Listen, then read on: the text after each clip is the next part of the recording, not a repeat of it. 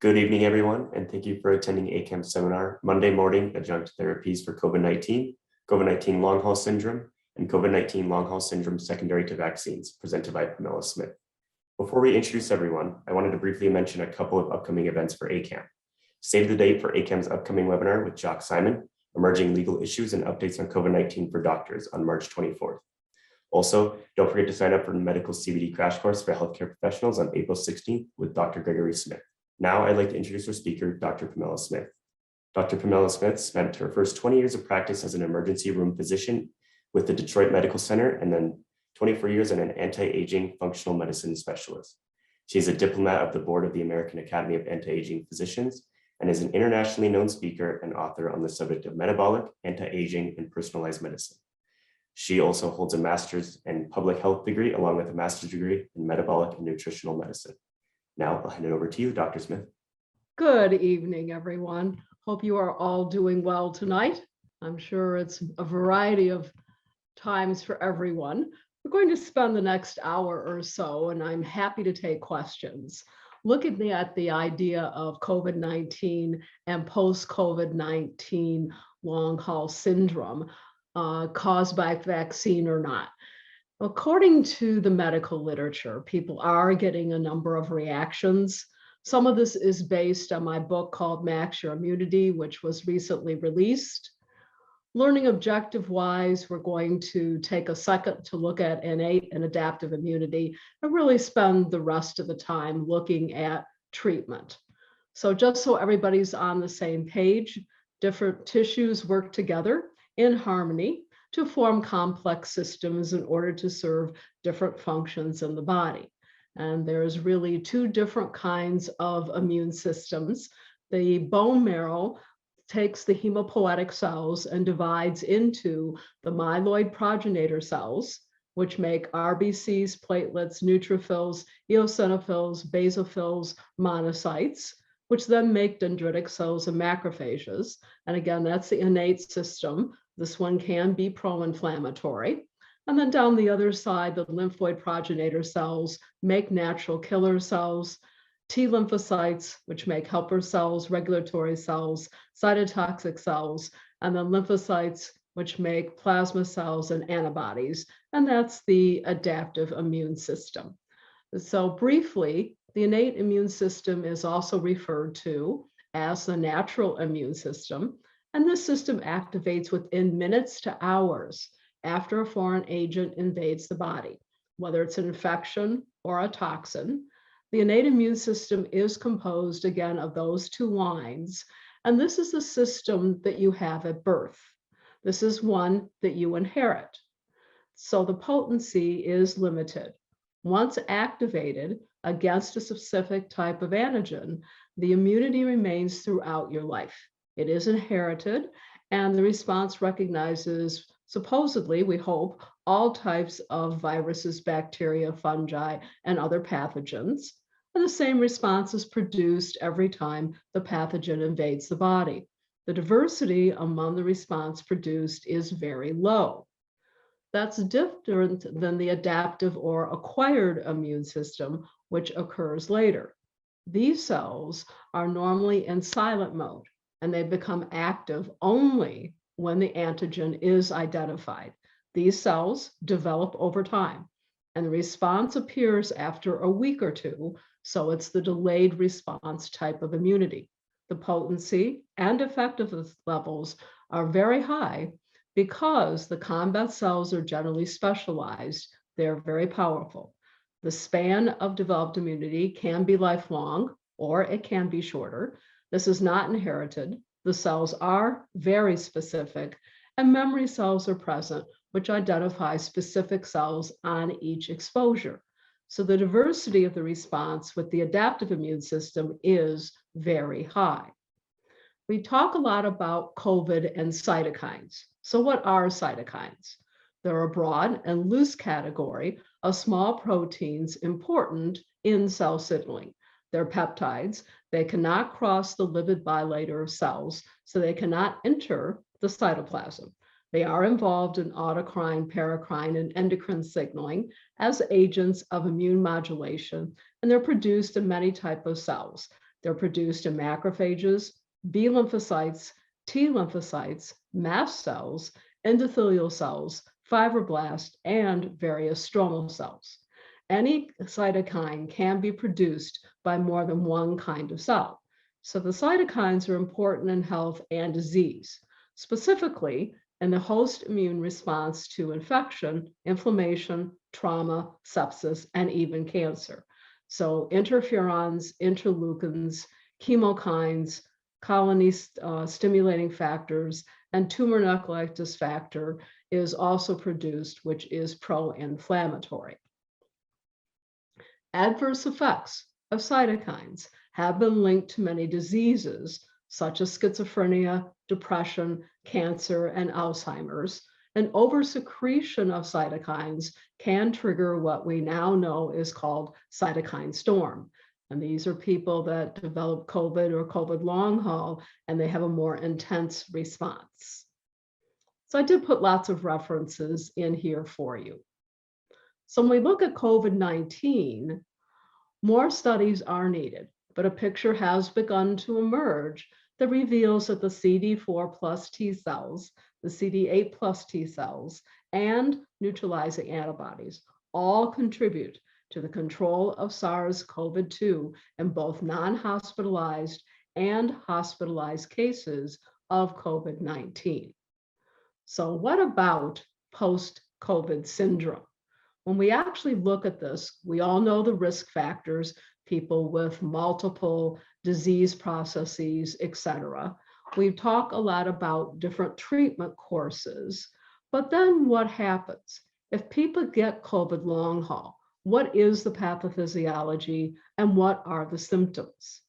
So on the left side here as a screen, if you're looking straight at it, you see the long-term tissue damage, which can occur in the cardiology, pulmonology, and neurology realm. So from the heart viewpoint, chest pain, palpitations, tachycardia, and orthostatic intolerance. From the pulmonary, dyspnea and cough. Neurologically, cognitive impairments, headache, depression, anxiety, insomnia, smell and taste alterations, and fatigue. So that's from the tissue damage. But from the unresolved inflammation, then we have problems with viral persistence, lymphopenia, gut dysbiosis, and autoimmunity. So when you have viral persistence, some people do develop lymphopenia, which goes into chronic inflammation, and these patients tend to have myalgia, fatigue, and joint pain. There tends to be a gut dysbiosis in many patients.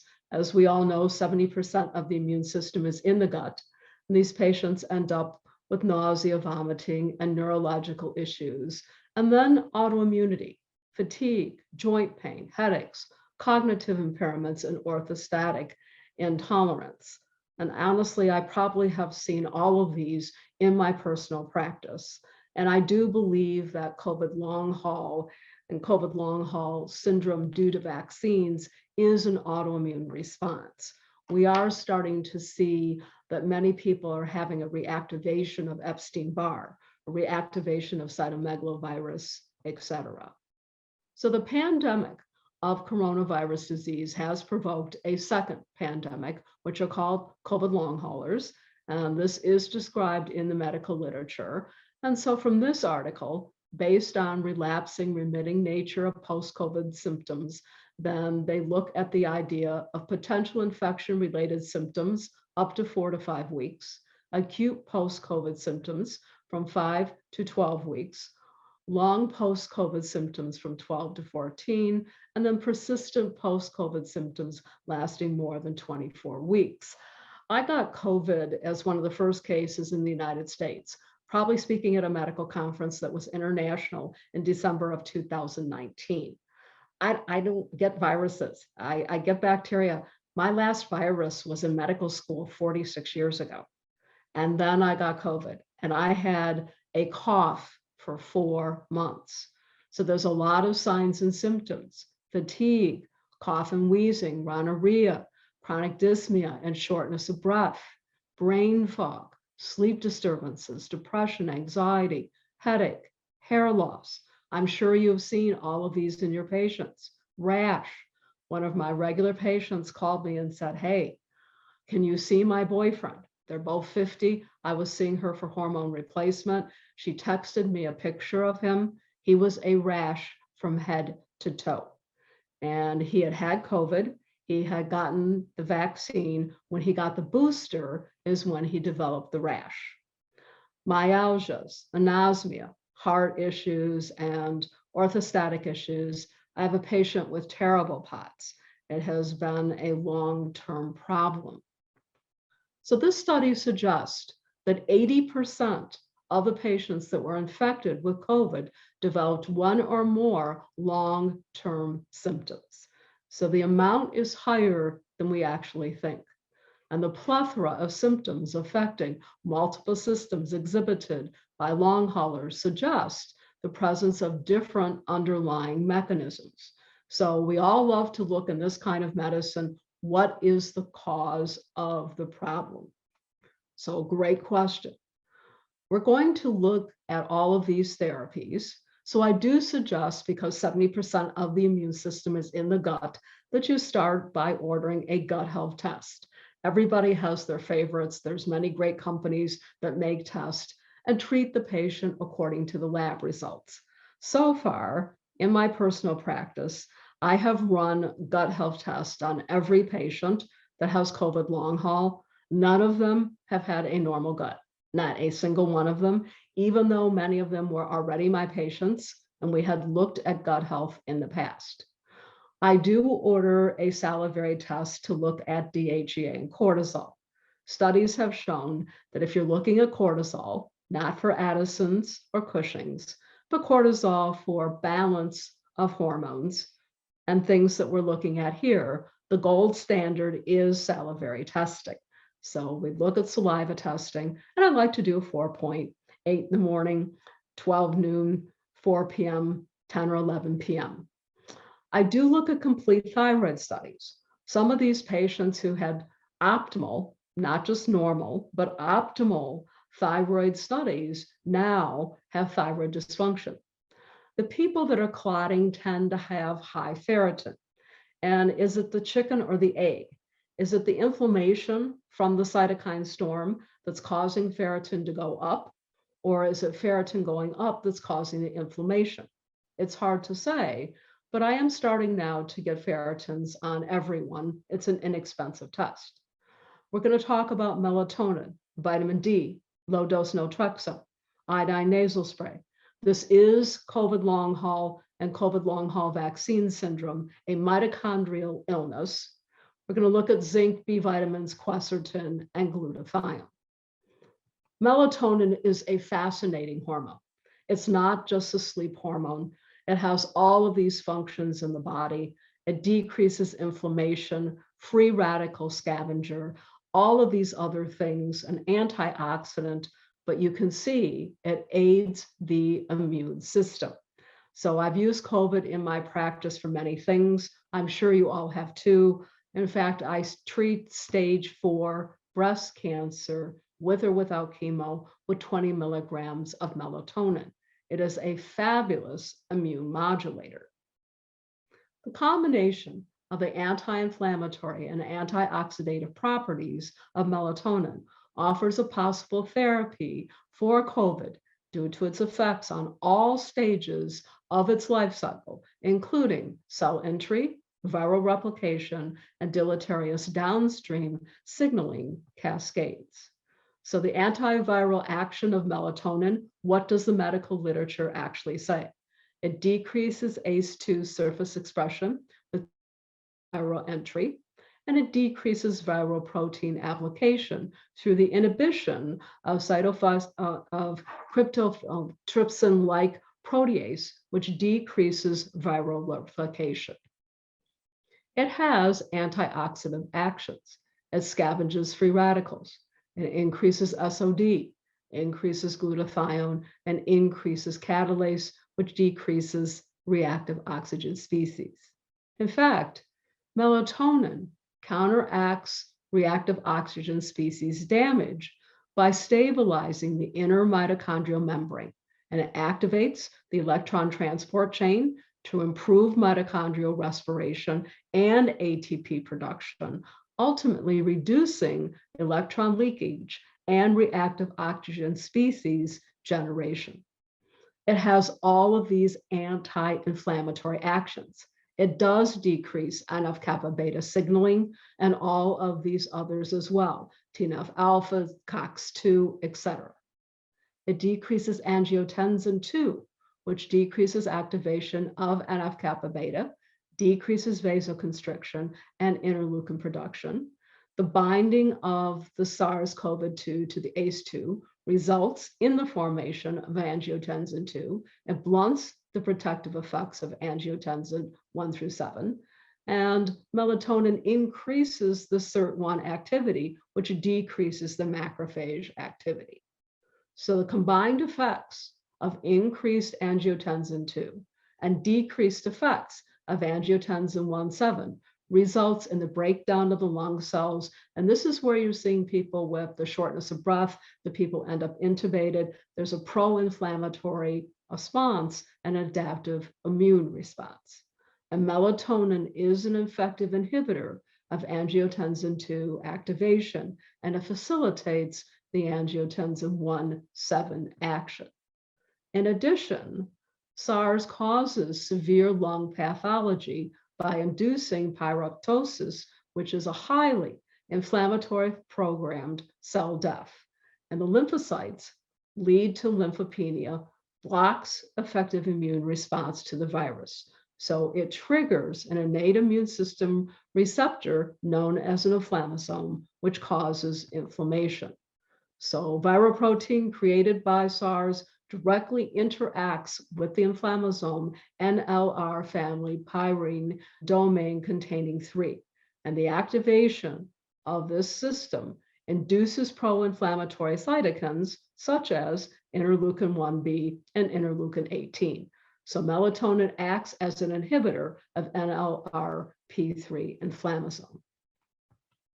So these are symptoms of cytokine storm.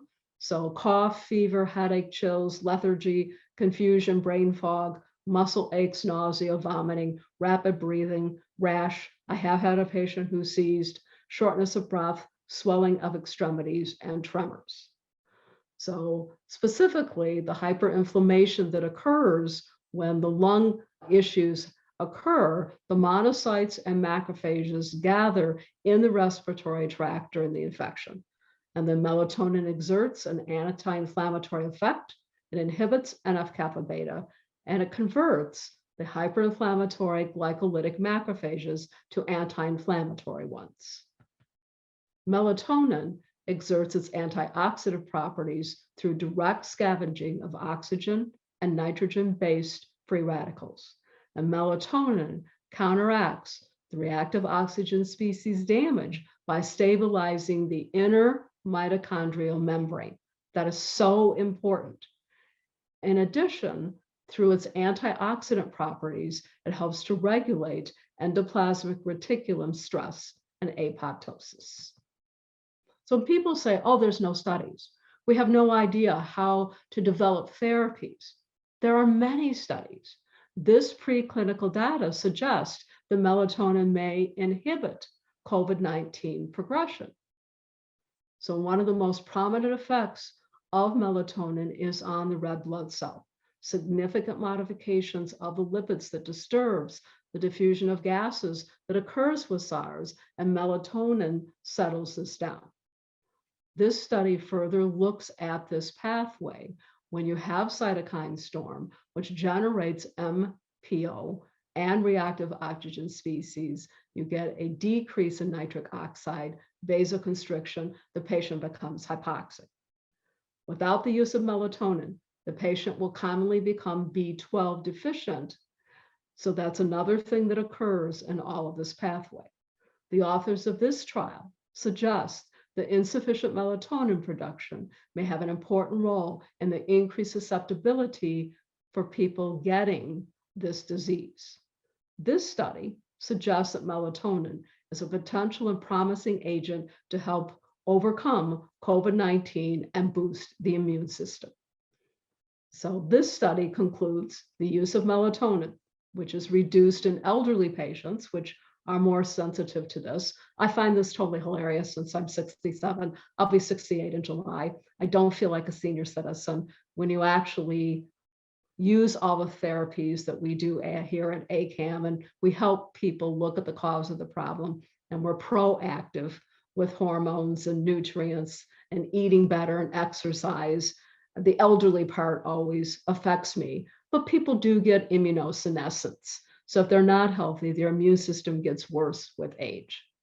The author suggests that melatonin may be immediately able to prevent the development of severe disease symptoms. And yes, melatonin has to do with sleep and the immune response. If the patient has poor sleep hygiene, then they do have a compromised immune system.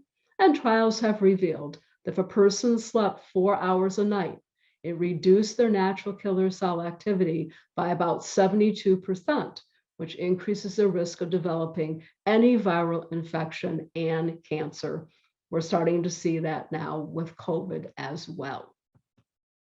So these are signs and symptoms of melatonin deficiency, which you're all familiar with, including immunological disorders.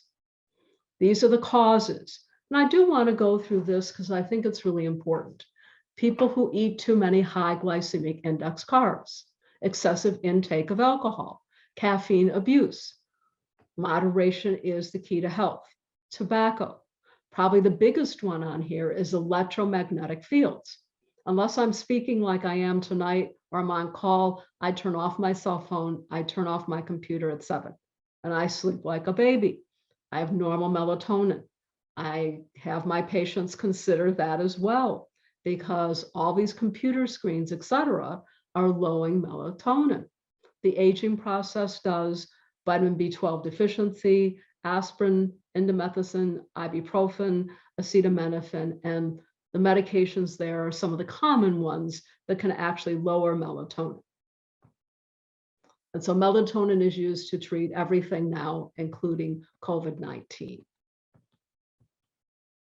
Double-blind randomized clinical trial using melatonin, dosages of 5 milligrams twice a day by oral capsule for 7 days, and 5 milligrams per kilo of body weight IV every 6 hours for 7 days were discussed in an ICU setting in 2 different hospitals. Dose ranges from many things, and you can get on this website. They even had some people taking 50 milligrams of melatonin. The CDC identifies patients with the following conditions as being more at risk, so they are suggesting melatonin as a therapy. And the authors of this previous study recommended giving melatonin at 2.5 to 10 milligrams at night for all adults diagnosed with COVID. So here's signs and symptoms of elevated melatonin. If you're going to use melatonin long-term, then I do suggest that you measure levels. It's a saliva test, 8 in the morning, 5 p.m., and 3 a.m. with the lights off. If you get too much melatonin, serotonin goes down, and we do want to make sure we measure because it is an immune stimulator. If we give it to people with autoimmune diseases long-term, we don't want to continue to overstimulate the system. These reports suggest that melatonin can be an adjunct to enhance the effectiveness of vaccines. So they're using it in many different ways. I think we all use vitamin D. So are there studies showing this? Yes. These authors' response is there's no downside to increasing vitamin D intake to a better level. So they do suggest what we all do in looking at more optimal levels. Here they suggest 40 to 60. I really honestly, how much do I give? If the patient is not hyperparathyroid, they don't have sarcoid, et cetera, then I really want my patient's vitamin D level to be 55 to 80. Vitamin D is considered an immunomodulatory agent because it is a pro-hormone. It regulates both the innate and adaptive immune systems. So if you're like me and you like to delve into the science, I put first, second, third, fourth different mechanisms of vitamin D is effective. And these populations are known to be also at high risk of having vitamin D deficiency. So people that are getting a more intense response to COVID tend to be vitamin D deficient to begin with. There is growing evidence that replete vitamin D status not only markedly improves the clinical course of COVID, but also is associated with decreased risk for clinically detectable infection. So there's a number of studies that show that supplementing with vitamin D is wonderful. Reduce the risk of infection. Consider taking 10,000 international units for a few weeks. There's a number of different protocols from an anti-aging functional precision medicine approach. Vitamin D does increase the antiviral activity of bronchial cells due to the upregulated lung production of defins. So now they are using vitamin D in the ICU setting, and we use it in a non-ICU setting as well. And there's numerous studies to support this. If the patient has renal disease, then calcitriol, 1,25-dihydroxycholecalciferol, is the form that should be used if people have renal disease. They get a much better response with the vitamin D. Low dose naltrexone. At the end, I am going to show you protocols. I'm also going to email everybody protocols as well. You can have my personal email. It's faafm63@yahoo.com. That's faafm63@yahoo.com. Inflammation is one of the biggest issues with COVID. Very important article here points out the critical part with the progression of the disease is an inflammatory component, and the generation of oxygen-free radicals is involved in the systemic inflammatory response. And we are seeing inflammatory markers like NF-kappa beta go up. So etiologies of inflammation in the body, as you can see, infection is one of them.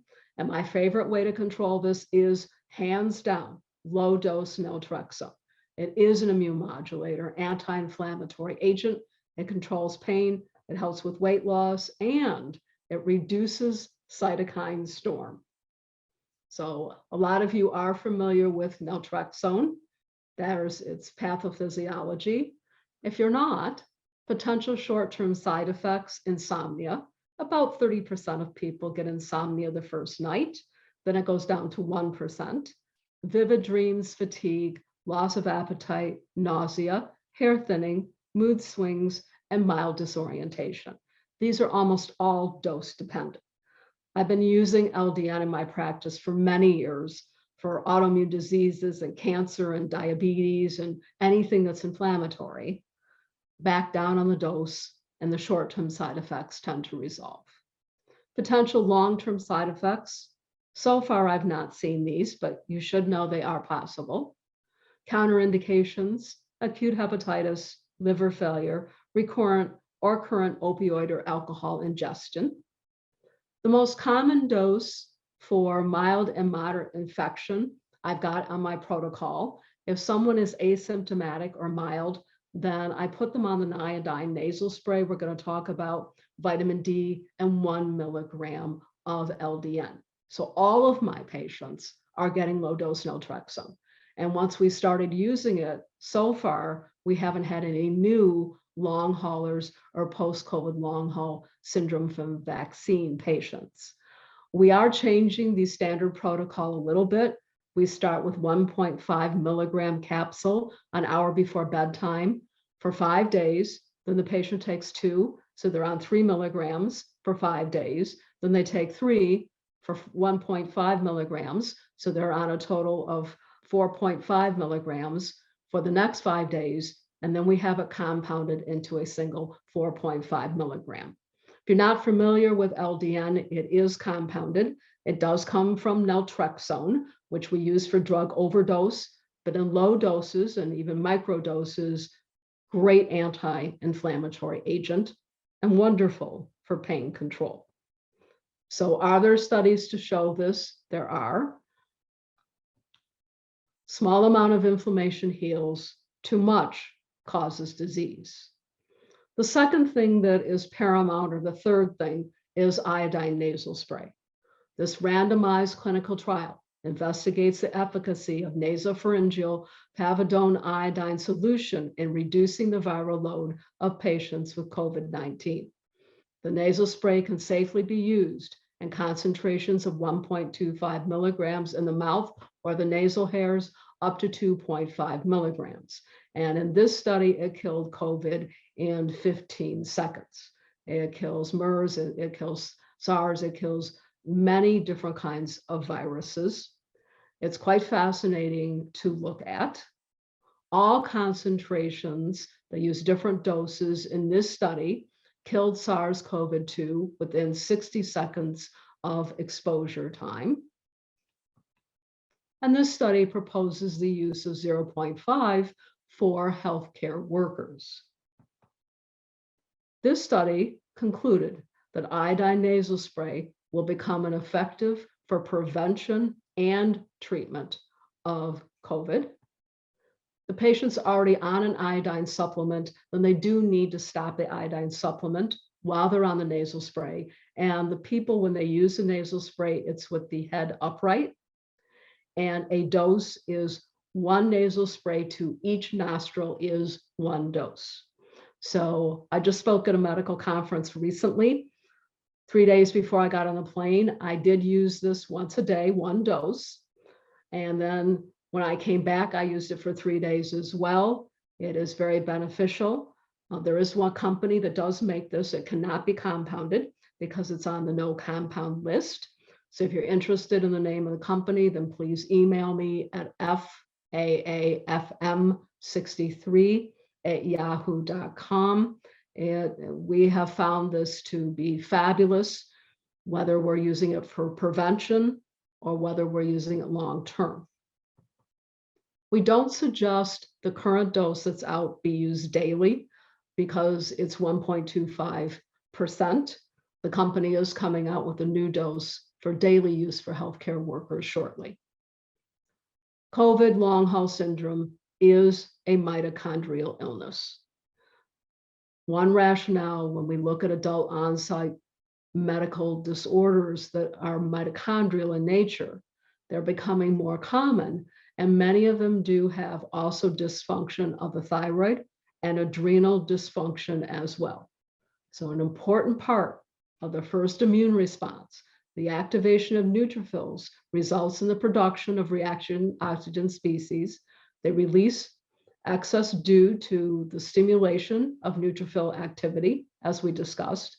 This does promote physiological damage, such as cellular mitochondrial poisoning.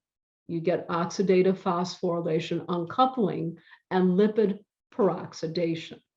So there's 4 major components of mitochondrial dysfunction that occur: reduced ATP production, an increase in free radical production, which leads to oxidative damage, an increase in altered free radical production, which lead to abnormalities in ROS signaling that lead to different diseases, neuroinflammation, antiviral defense issues, and altered metabolite utilization, favoring oncogenesis and even tumor growth.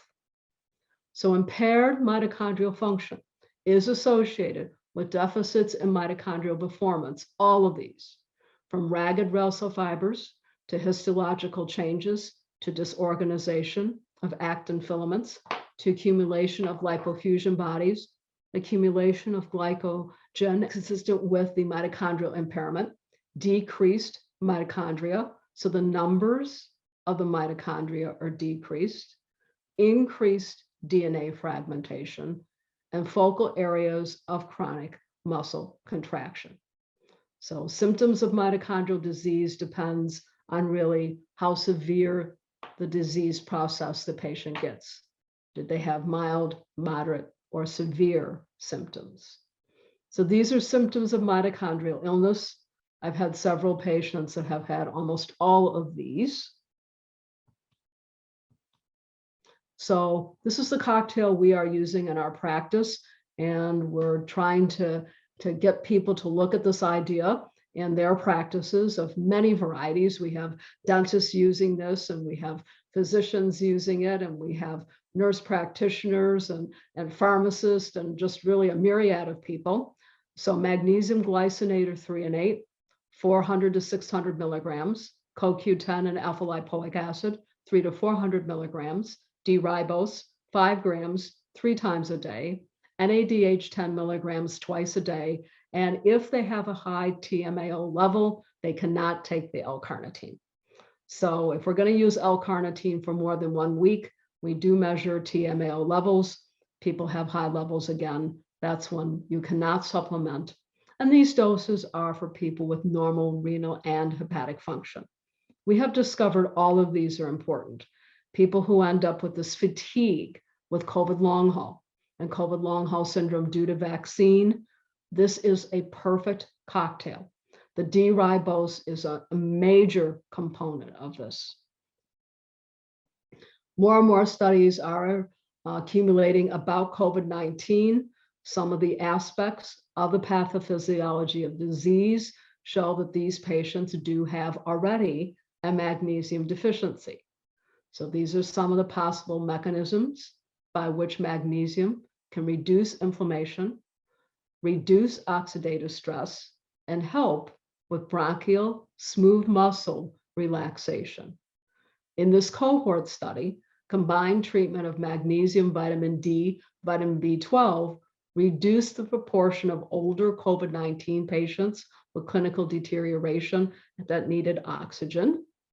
Here, magnesium sulfate extended infusion was successful for critically ill patients. In this letter to the editor, it suggested that magnesium is a fabulous, versatile drug for COVID. And of course, coenzyme Q10. It really is part of the fueling source in the body. And this article reviews the mechanisms of Q10, and it suggests that coenzyme Q10 gives people a new perspective on a treatment for COVID-19, that it does increase energy production, immunity, and decreases oxidative stress. So mitochondrial damage is common in these patients, particularly with people with myositis. And in this article, it suggests the combination of TMZ and CoQ10 to alleviate myocardial damage and inflammation. Here, CoQ10 and selenium helped with oxidative stress, and of course, alpha lipoic acid. These authors concluded that alpha lipoic acid could be a promising candidate for treatment of this disease process because of its antioxidant properties, and it interferes with several signaling pathways that are there of COVID-19. These authors concluded the same thing. Now, some of these authors used very high doses. In this one study, they used 1,200 milligrams. Be aware that if you're going to give someone 600 milligrams or more of alpha lipoic acid, it can negatively impact the conversion of T4 to T3, and that is from Bert Berkson's work. So if you're going to do this long-term with higher doses, then do measure thyroid studies.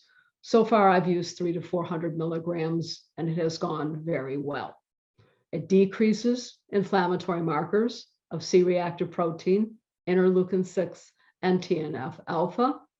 And this analysis reviewed the emerging literature on the potential of using lipoic acid, not just for COVID, but for other viral infections. D-ribose, when people take it as a supplement, it can bypass part of the pentose pathway that produces D-ribose 5-phosphate for energy production, because that's being affected when the mitochondria are affected. So giving D-ribose is helpful. Same thing with oxidative stress and the DNA damage that occurs. NADH is a coenzyme that stimulates energy production. And L-carnitine is a powerful antioxidant and anti-inflammatory mediator. And there are several studies to show that it reduces the ACE2 levels and limits SARS-CoV-2 infection. In this study, older patients and people with chronic diseases already had low L-carnitine, so it suggested supplementation. And the current investigators of this trial hypothesized that the use of L-carnitine should be associated with earlier improvement. So this study here is actually an ongoing trial that is still occurring. And studies have a link between intestinal microbial metabolism of a choline moiety on phosphatidylcholine. And they suggest giving phosphatidylcholine as part of this as well. Phosphatidylcholine, you also have to measure TMAO levels if you're going to use choline long term. I love phosphatidylcholine, but if the patient has a high TMAO, it does increase the risk of heart disease if you supplement it. Ways to lower TMAO: stop choline and carnitine supplementation, avoid the intake of egg yolks, no red meat, avoid dairy, resveratrol, and fix the gut. Actually, I could have added there. I think most of us know a lot about zinc. I just wanted to put this in, that it is in the medical literature. I see people get on the news and other places and say, oh, there's nothing saying that zinc helps. Well, guess what? Here's a study. Here in the elderly, they're more prone to poor zinc status, was found to boost acquired antigen-specific immunity and B vitamins. For one thing, when people are stressed, B vitamins tend to decline. And B vitamins assist in proper activation of the innate and adaptive immune systems. Remember, B vitamins are water soluble, so they should be given twice a day. They reduce pro-inflammatory cytokine levels, improve respiratory function, maintains endothelial integrity, helps prevent hypercoagulability, and it can reduce the length of stay in the hospital, according to these two trials. A lot of these patients tend to be thiamine deficient. Now, this article suggests that high doses of thiamine given to people at early stages of COVID may help limit the hypoxia. And here, riboflavin and UV light was shown to decrease the infectious titer. Here, B3. Recent evidence indicates that targeting interleukin-6 could help control the inflammatory storm, and niacin and niacinamide does control interleukin-6. Here, the lung protective and immune strengthening roles of niacin were displayed, and this study showed that B5 helped the immune system as well. B6, low pyridoxal 5-phosphate levels have been noted in patients with type 2 diabetes, cardiovascular disease, and older patients.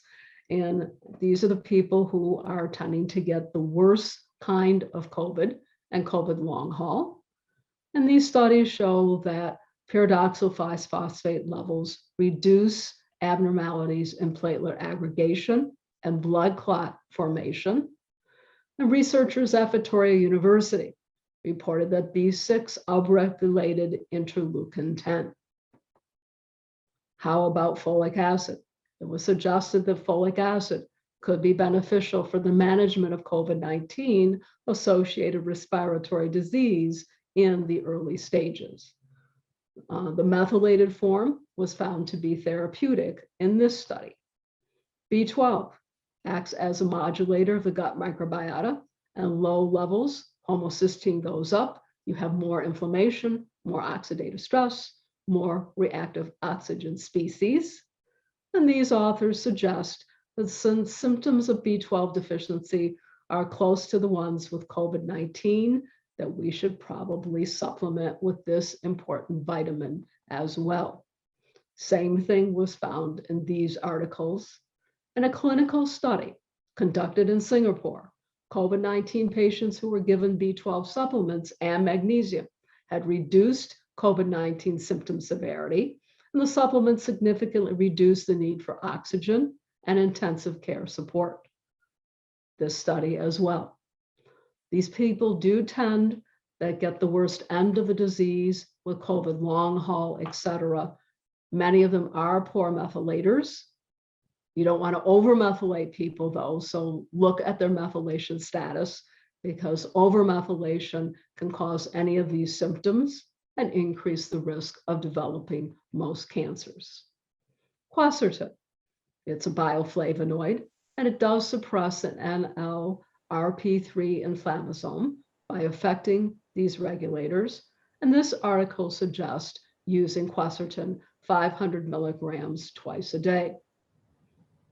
Examining the clinical cases and manifestations of COVID-19, multifaceted aspect of quercetin as an anti-inflammatory and thrombin inhibitory action, this article suggests every patient should get quercetin. The following are a summary of the molecular mechanisms of action of quercetin. It works on all of these pathways. I've taken quercetin forever for allergies, and as you have seen, in many patients, there's also a mast cell response in these patients. And there are 3 studies, they gave 1,000 milligrams all at once, kind of like dividing it out. And these authors suggest the current evidence for the use of vitamin C and quercetin together, both for prophylaxis in a high-risk population and for the treatment of COVID-19 and COVID-19 long haul syndrome. And then, of course, glutathione. Glutathione is essential for the control of endogenous vitamin D biosynthesis, and it demonstrates additional potential benefits for glutathione treatment in vitamin D deficient people. It is counterindicated in patients with sulfite sensitivity since it's converted in part to sulfite. And of course, people can always eat their way into things as well. Patients with moderate and severe COVID-19 do tend to have lower levels of glutathione and again, higher reactive oxygen species. These authors suggest that the severity of a clinical manifestation in COVID-19 may be determined by the degree of impaired redox homeostasis attributable to the deficiency of reduced glutathione and increased reactive oxygen species production. So many people are low in glutathione. Men tend to have lower levels than women. Cigarette smoking can cause low levels. Chronic disease, not eating fruits and vegetables, the aging process, acetaminophen use, cadmium, lead, arsenic, mercury, iron, copper, and cobalt toxicity. Of course, all of us here at ACAM, we measure our patients for toxic metals, but that will decrease glutathione deficiency. Alcohol abuse, foods that contain nitrates and nitrites, and the chronic diseases such as heart disease, diabetes, cancer, and liver disease. This study indicates that oral and IV glutathione and glutathione precursors, along with alpha lipoic acid, may represent a novel approach to cytokine storm, blocking the NF-kappa beta system that becomes activated. In addition, multiple studies reveal that elevated expression of interleukin-6 can be used to predict the severity of COVID-19 and how many people end up in the ICU and progress into ARDS. Here, glutathione supplementation has been shown to be beneficial in patients with COVID that have pneumonia, dyspnea, etc. And of course, it wouldn't be a discussion on immune system if we didn't suggest better GI health and probiotics. So 2 symptoms that we have: GI involvement of inflammation, diarrhea, nausea. It does hit the gut as well due to the inflammatory component. Meta-analysis found that 17.6% of individuals with COVID-19 had GI symptoms. People with COVID also tend to have changes in their gut microbiota.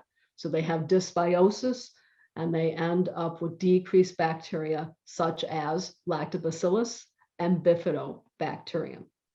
Pilot study, 15 patients from Hong Kong, significant alteration in the fecal microbiota.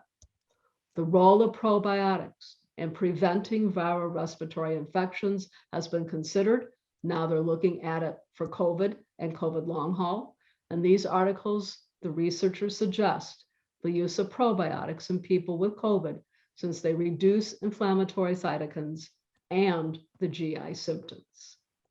Probiotic formulation administered here helped with the fever, cough, dyspnea, headaches, myalgias, etc. So from the viewpoint of what do we do on Monday morning? For mild COVID that does not require hospitalization, you may want to consider vitamin D, melatonin, the iodine nasal spray, LDN, and depending on the patient's history and age, consider glutathione. Some more severe cases, vitamin D, if there's kidney involvement, then the calcitriol level, LDN, iodine nasal spray, glutathione, B complex, zinc, quercetin, pre and probiotics, and I refuel the mitochondria in all of these patients. Fatigue is one of the symptoms that I'm really seeing in people with post-COVID long haul syndrome and post-COVID long haul vaccine syndrome. As part of this seminar, if you just email me at faafm63@yahoo.com, I will send you actually my PDF of my protocol for all of this. So what do you do with people that have asymptomatic COVID, mild, people that go to the ER, people that have an overnight stay, people in the ICU, people intubated, people with post-COVID long haul, and people with post-COVID long haul vaccine syndrome. I'm happy to send those to you. I actually took a month off of work when we started seeing all of this and read everything in the entire world's medical literature on the subject, of which I do keep updating all of this all the time because it is a virus. It will be with us forever and it will continue to mutate. And in summary, the good news is the more research is being brought forward concerning COVID-19 and post-COVID-19 syndrome, new treatments are constantly coming to light. It's our job as practitioners of many varieties to help our patients look at different therapies. As with most diseases, there's not one therapy that works for every single patient. That's where medicine is in 2022. It is a customized precision medicine approach for every patient. And it is my hope, and I know it is yours, that the research and suggested therapies presented in this seminar will be a gateway into helping patients receive adjunct therapies to post-COVID syndrome and post-COVID long haul syndrome due to vaccine that they all deserve. Thank you very much. Thank you, Dr. Smith. Wonderful presentation. And hello, Dr. Herskowitz. Well, apologies to Dr. Smith, but we had a technical set of difficulties here. I do want to ask a specific question from Dr. Smith, for Dr. Smith. We seem to, in the United States to be lagging other countries, developed Western countries, in terms of lagging with more hospitalizations and deaths for longer periods of time.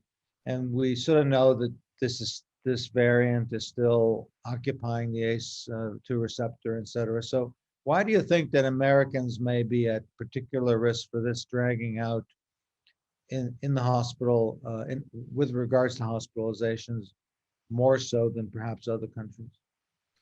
Part of it is that some Americans really start out sicker than people in other countries. I mean, if you actually look at the numbers on pre-diabetes, after the age of 45, 80% of Americans are at least pre-diabetic. So we have more preclinical syndromes before we catch COVID. I honestly do believe that people need to be near bugs to have an immune system. And so we have very much kept people, with mask on, et cetera. And finally, a study came out showing masks don't work. I mean, you do have to be near bugs to have an immune system. I think we forget this sometimes in the United States, and we just forget plain old science. Well, I think that that's one of the things I wanted to emphasize, that we can't vaccinate or boost our way out of this, but it is a wake-up call that it seems that our current public health sort of folks has forgotten that it's a wake-up call, and why. This is an inflammatory country, and one that has, I think I've seen the NIH data that roughly 90 some odd percent of Americans have metabolic syndrome. So this is the stressor that is a perfect stress test for that. And then why don't we teach folks, and obviously ACAM and A4M members already know this, but why can't our clinicians and throughout the enterprise, the medical societies actually get on board and teach some public health? It's extremely frustrating, I'm sure, to you, to all of our colleagues, that why this is the case. It is. I actually saw something on the news that totally baffled me. And they were saying that we needed to make our door sizes longer because it really gave people poor self-esteem, that if they were so obese that they couldn't fit through the door, that we should now change our door sizes in the United States. And a dietitian said that. It wasn't about counseling the patient on a healthy eating program. I hate the words diet. I never use it. It's a healthy eating program. It was about, well, we need to change the door sizes. It's like, what are we talking about? I don't know. I don't get it.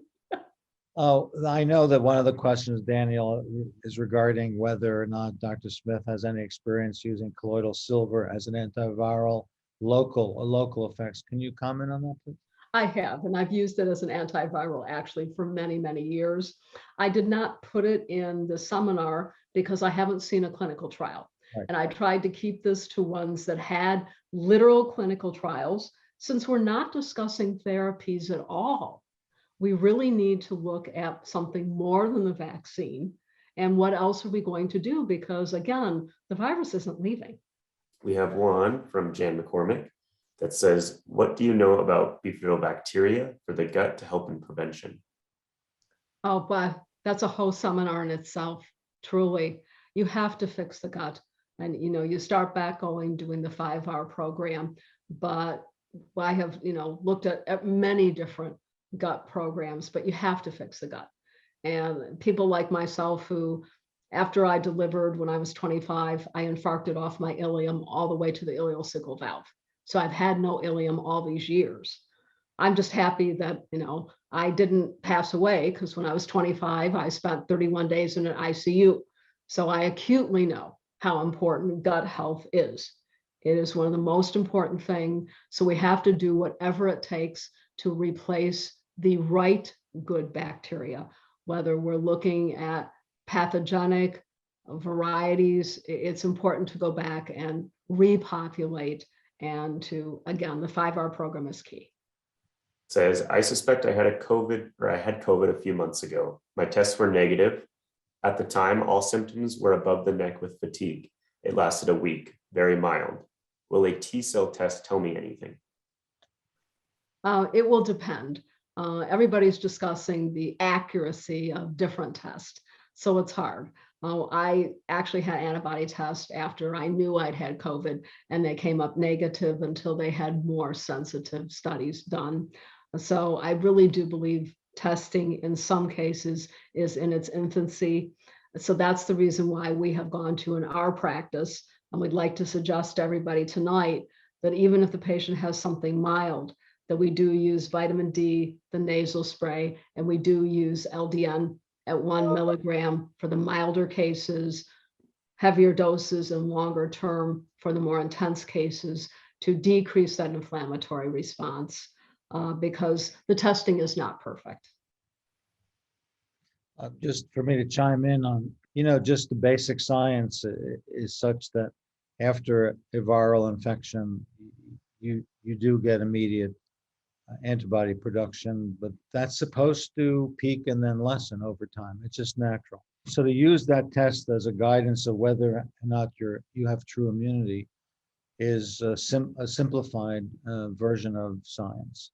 So if you added the concept of looking at macrophages, looking at the complement system, looking at T-cell immunity, then you get a more robust picture, but that's much more difficult to accomplish. So we're now looking at getting some experience with the T-cell tests.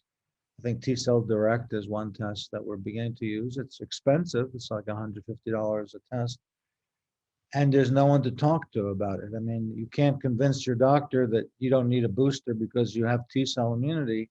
That's the problem. Everyone still wants the booster to go to the gym or to get into the restaurant right now. It's still, that's the way it is. I don't think it'll change rapidly in the United States, unlike what they're doing in the United Kingdom right now with releasing all the mandates. And yet even in the United Kingdom, which has a very high prevalence of metabolic syndrome, their hospitalizations and deaths are lower, but not dramatically lower. More countries tonight opened up in Europe as well. Yes. So it's going to be interesting to follow it versus Australia and New Zealand, where they have just kept everybody locked down for years. Right. We have another question from Alice Ingram. Asks, do you find evidence that ivermectin helps acute or long COVID? Okay. Actually, it's quite fascinating. I have patients that were on hydroxychloroquine for their rheumatoid arthritis, and I have a couple that were on it for their lupus to begin with. And then they had a hard time getting hydroxychloroquine because of people scarfing it up to treat this. And then they had a hard time with it after that because the pharmacies said, oh, well, you can't take hydroxychloroquine, even though they've been on it for 40 years. And then the same thing now has happened to ivermectin. They probably are both very interesting therapies for this disease. It would be really nice if we took and funded some trials that are really good, looking at hydroxychloroquine, looking at ivermectin. I have used both in patients. My patients have done well, but I do have to say, and using ivermectin and hydroxychloroquine both, I have always used the nasal spray, and I have always used vitamin D, and I've always used LDN in conjunction with, for example, ivermectin. Well, that's an excellent point. You don't want to put all your eggs in one basket. I think that's silly because without a modulator like vitamin D and LDN, you're still not doing yourself a big favor.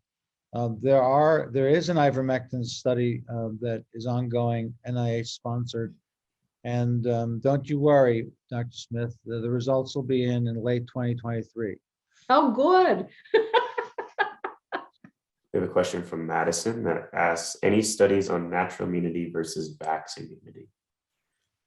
Actually, yes, a couple came out very recently. One came out from Hopkins, so you can pull those trials, and they did show that natural immunity for most patients, at least younger patients, is 3 times that what they would get with most of the vaccines.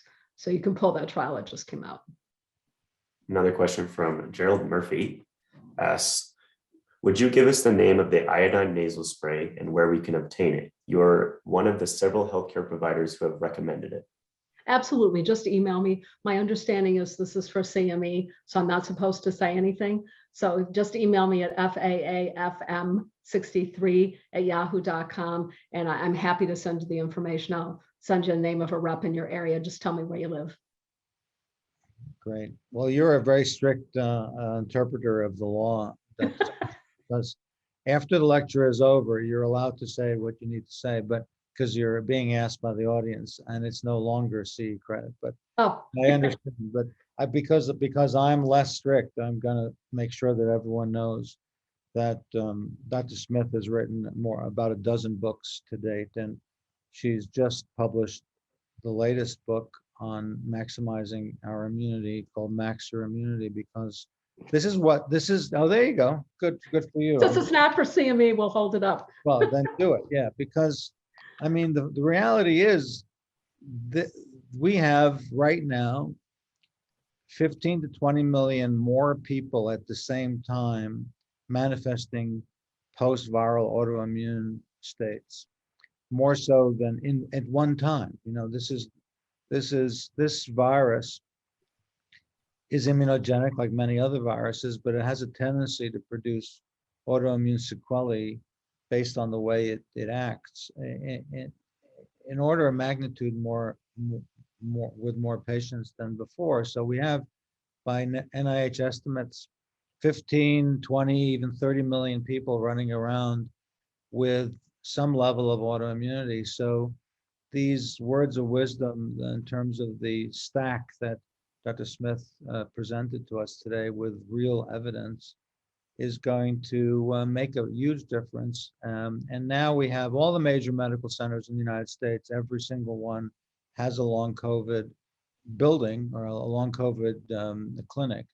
And all the patients that we're seeing from UCSF and Stanford that go to these clinics say that the doctors are very interested in what they have and will get back to them as soon as they can figure out what to do. So we have privilege and also a right to get this information out and to publish it amongst our own patients, because this will save a lot of problems going forward. And as an autoimmune basic researcher over the years, I can say that this has just begun, because so many folks haven't yet manifested the long version of autoimmunity, which happens to a population of patients who actually never get sick in their original asymptomatic infection and then develop autoimmunity over time. It's more subtle. So we haven't seen that wave yet, and we will, more likely than not.